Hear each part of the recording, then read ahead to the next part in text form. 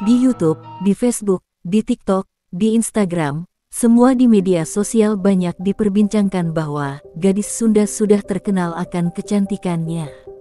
Cantik, putih, natural, dan berkarisma. Itulah gadis Sunda. Sudah sejak dahulu kala, kecantikan para gadis Sunda banyak menghipnotis mata kaum Adam. Maka, berikut ini Kaula sajikan beberapa wanita paling cantik di tanah Pasundan pada zamannya, yang mungkin menurun kepada para gadis-gadis Sunda saat ini. Oke, langsung saja kita mulai. Yang pertama adalah Dyah Pitaloka Citraresmi. Dyah Pitaloka Citraresmi yang lahir 1340 adalah seorang putri kerajaan Sunda Galuh. Menurut para raton, ia dijodohkan dengan Hayam Wuruk, Raja Majapahit yang sangat berhasrat untuk menjadikannya sebagai permaisuri. Akan tetapi dalam tragedi Perang Bubat, putri Raja Sunda ini bunuh diri setelah mendapati ayahnya Prabu Maharaja dan semua pengiring rombongan tewas. Berikut ini awal kisahnya ratu paling cantik di tanah Pasundan, yang membuat Raja Jawa jatuh hati. Konon kabarnya putri kerajaan Sunda Dyah Pitaloka Citraresmi ini memiliki paras yang sangat cantik. Kecantikan Dyah Pitaloka Citraresmi ini tersohor seantero pulau Jawa kala itu, hingga Raja Majapahit Hayam Wuruk pun dibuat jatuh cinta dengan kecantikan putri kerajaan Sunda ini. Saat itu Hayam Wuruk tengah mencari seorang istri untuk dijadikan permaisuri yang mendampinginya di kerajaan Majapahit. Hayam Wuruk kemudian memerintahkan juru gambar untuk melukiskan putri-putri cantik dari kerajaan bawahan dan kerajaan tetangga, lalu ditunjukkan kepada dirinya. Jika ditemukan gambar yang menarik, Hayam Wuruk akan memilih putri yang ada di gambar tersebut untuk dijadikan istrinya. Namun dari sekian banyak gambar yang dibawa juru gambar, Hayam Wuruk belum menemukan satupun gambar seorang putri kerajaan yang menarik bagi dirinya. Hingga terdengar sebuah kabar yang sampai ke Majapahit tentang seorang putri kerajaan Sunda bernama Dyah Pitaloka Citraresmi yang memiliki paras sangat cantik. Hayam Wuruk pun lalu mengirim seorang juru gambar bernama Sungging Prabangkara ke kerajaan Sunda untuk melukis Dyah Pitaloka Citraresmi yang konon kecantikannya sangat tersohor. Di kerajaan Sunda inilah para juru gambar itu melukiskan kecantikan paras Dyah Pitaloka Citraresmi. Selesai melukis, Sungging Prabangkara pun kembali ke Majapahit untuk menunjukkan gambar Dyah Pitaloka Citraresmi kepada Hayam Wuruk. Saking cantiknya, Hayam Wuruk pun langsung jatuh cinta pada pandangan pertama setelah melihat gambar Dyah Pitaloka Citraresmi hingga berniat menjadikan putri kerajaan Sunda ini menjadi permaisurinya. Namun terdapat sumber lain yang mengatakan bahwa ketertarikan Hayam Wuruk terhadap Dyah Pitaloka Citraresmi dikarenakan beredarnya lukisan karya Sungging Prabangkara di Majapahit. Melalui perantara yang bernama Tuan Anepaken, Hayam Wuruk mengirimkan surat kehormatan kepada Raja Kerajaan Sunda Maharaja Linggabuana Wisesa untuk meminang putrinya yang bernama Dyah Pitaloka Citraresmi yang tersohor akan kecantikannya tersebut, dan melalui surat tersebut menyatakan bahwa pernikahan anak mereka akan diadakan di Majapahit. Linggabuana sebenarnya keberatan dengan lokasi pernikahannya, tetapi ia memutuskan tetap berangkat ke Majapahit bersama rombongannya. Sesampainya di Majapahit, rombongan Linggabuana langsung disambut dengan baik dan ditempatkan di Pesanggerahan Bubat. Mengetahui kedatangan mereka, Gajah Mada yang berambisi menguasai kerajaan Sunda demi memenuhi Sumpah Palapa pun menganggap kedatangan mereka sebagai bentuk penyerahan diri. Gajah Mada segera mendesak Hayam Wuruk untuk menerima Dyah Pitaloka Citraresmi bukan sebagai mempelai wanita, melainkan upeti. Hal inilah yang kemudian memicu terjadinya konflik antara Hayam Wuruk dengan Gajah Mada. Sebelum Hayam Wuruk menyampaikan keputusannya, Gajah Mada sudah lebih dulu mengirim pasukannya ke Pesanggerahan Bubat dan memaksa Linggabuana untuk mengakui superioritas Majapahit. Pihak Sunda tidak terima dengan perlakuan tersebut sehingga memutuskan untuk melawan meskipun jumlah tentara mereka jauh lebih sedikit dibanding pasukan yang dikirimkan Gajah Mada. Pertempuran antara Hayam Wuruk dan Gajah Mada berlangsung sengit sehingga memakan banyak korban. Bahkan, seluruh pasukan Linggabuana dikabarkan tewas. hanya tersisa Dyah Pitaloka Citra Resmi.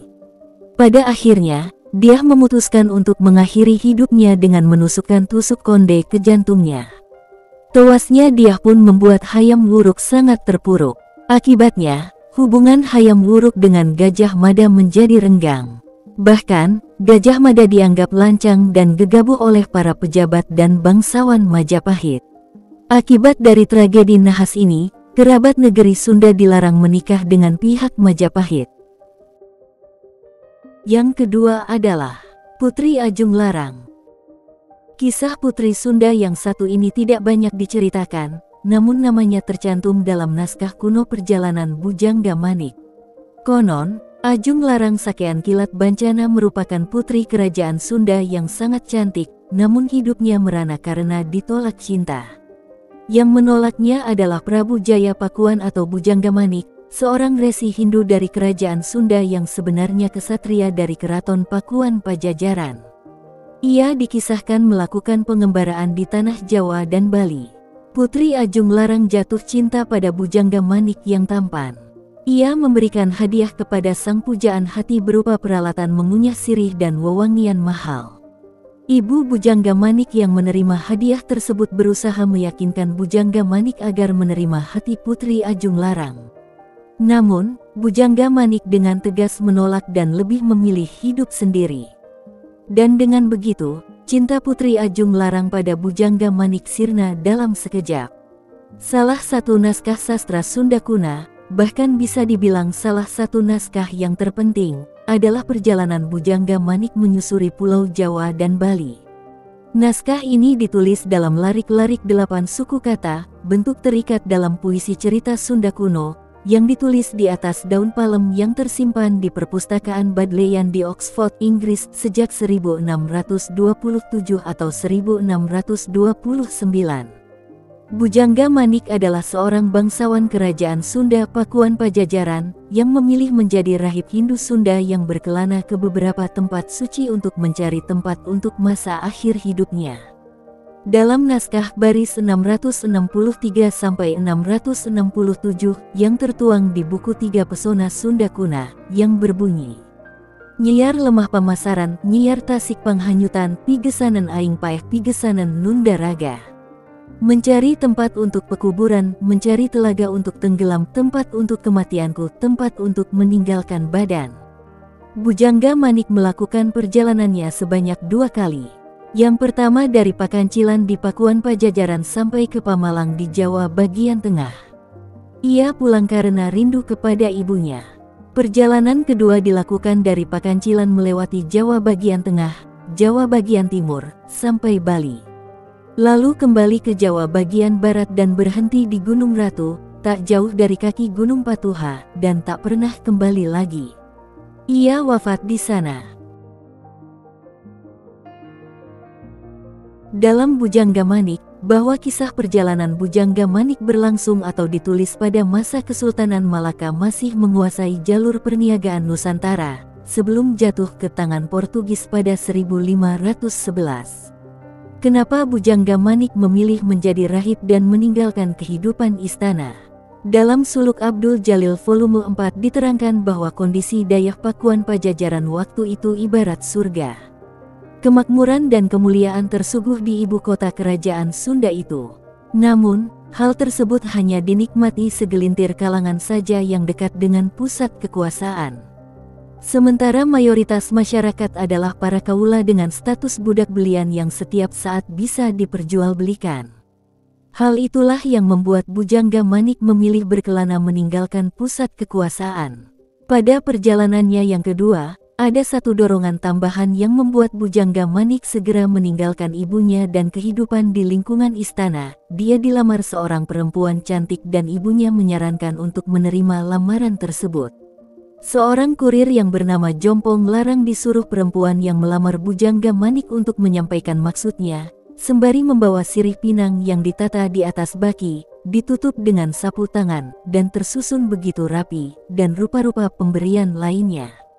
Ibunya berkata pada baris 535-545, "Anaking, hajalancanan karunyaku natohaan, sugan sia hamonyaho tohaan gelis warangan, rampes ruah teher gelis undahagi, hapitan karawalea, bu ragi hideng telem ceta hamo diajaran, na gelis bawa ngajadi, na endah sabot ti pangpang, hantep papahianana. Ananda, layanilah dengan serius kasihan terhadap putri, barangkali Ananda tidak tahu putri cantik pantas diperistri, cantik rupa baik perilaku, bahkan berperawakan indah semampai, gadis pinitan juga setia, rambut hitam bagai dicelup, terampil tanpa harus diajari, cantik bawaan semenjak lahir, jelita saat masih dikandung, tiada yang menandingi. Mendengar perkataan ibunya, Bujangga Manik bukannya menurut dan menerima lamaran, ia malah menyuruh untuk mengembalikan semua pemberian perempuan yang melamarnya. Ia menganggap bahwa kata-kata ibunya terlalu berlebihan, terlampau memuji, dan hal itu menurutnya adalah perbuatan terlarang. Pada baris 553-562 Bujangga Manik berkata, "Lempang bawa pulang dei, lempang rejeng si jompong, kadalem kana tohaan, sepahenta bawa dei, buah rembei bawa dei, piburaten pihiasan, eta bawa pulang dei, pikayanan pisabuken, kalawan keris malela, lempang bawa pulang dei. Pergi dan bawalah kembali, sekalian pulangkanlah bersama si jompong ke istana kepada Tuan Putri, sirih pinang itu bawa kembali, berbagai persembahan bawa kembali, bahan obat-obatan dan bahan perhiasan itu semua kembalikan lagi, bahan pakaian dan bahan selendang termasuk keris baja, bawalah pulang kembali." Setelah itu Bujangga Manik mengungkapkan isi hatinya kepada sang ibu. Ia mengutarakan bahwa apa yang disarankan ibunya untuk menerima lamaran tersebut adalah jalan yang salah, jalan menuju tempat kematian, jalan ke kuburan, dan menyebarkan kejelekan. Ia merasa tak nyaman, dan ibunya dianggap telah tersesat. Kemudian ia pamit untuk yang penghabisan sebelum kembali melakukan perjalanan. Pada baris 642-650 Bujangga Manik berucap, "Ambuing karah sumanger pawekas pajeeng benget ambu kita deung awaking, sapu ayana ini pajeeng benget deung aing, mau nyorang pikarek deui, mau mati na pangimpian pajeeng benget di bulan patempuh awak di angin. Karena itu, Bunda selamat tinggal untuk yang terakhir bertatap muka kita. Bunda bersama denganku, hanya sehari inilah bertatap muka denganku, takkan pernah berbincang lagi kecuali hanya dalam mimpi, saling tatap muka di bulan, bersentuh tubuh di angin."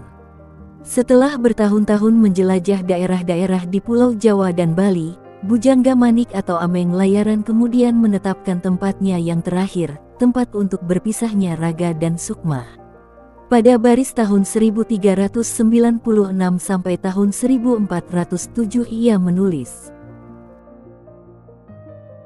"Sadiri aing tiinya, sacunduk ka Gunung Ratu, Sang Hyang Karangcarencang, eta huluna cisokan, landeuhan Bukit Patuha, helet-helet lingga payung, nu awas ka kreti haji, momogana teka wayat, neumu lemah kabuyutan, na lemah ngalingga manik teherna desri mangliput, ser manggung ngalingga payung. Sepergiku dari sana, sampai ke Gunung Ratu, Sang Hyang Karangcarencang, itulah hulu sungai Cisokan, di kaki Gunung Patuha, batas antara Lingga Payung, yang bisa memandang jelas ke kreti haji, berharap semoga terbukti menemukan tanah yang suci, tempat yang menyerupai tiang permata, lalu akan kutudungi, mengembang ke atas bagaikan payung bertiang." Lalu ia mendeskripsikan kematiannya. Hal ini yang kemudian menimbulkan pelbagai pertanyaan terhadap naskah ini yang dinilai banyak mengandung masalah kepengarangan. Di luar hal tersebut, berikut bunyi tentang kematian itu pada baris tahun 1443 sampai tahun 1452. "Pati aing hante gering hilang tanpa sangkan lara, mecet saking kamoksahan, diri na aci wisesa, mangkat na sarira ageng, ngaloglok angges nu porok, atma mecet ti pasambung, aci mecet ti na atma pahi masah kalempangan. Kematianku tanpa sakit, meninggal bukan karena derita, melesat menuju kebebasan, kepergian sang Sukma keluar dari raga kasar, copot sesudah yang terakhir, Sukma lepas dari ikatan, ruh lepas dari Sukma, sama-sama lepas dan pergi.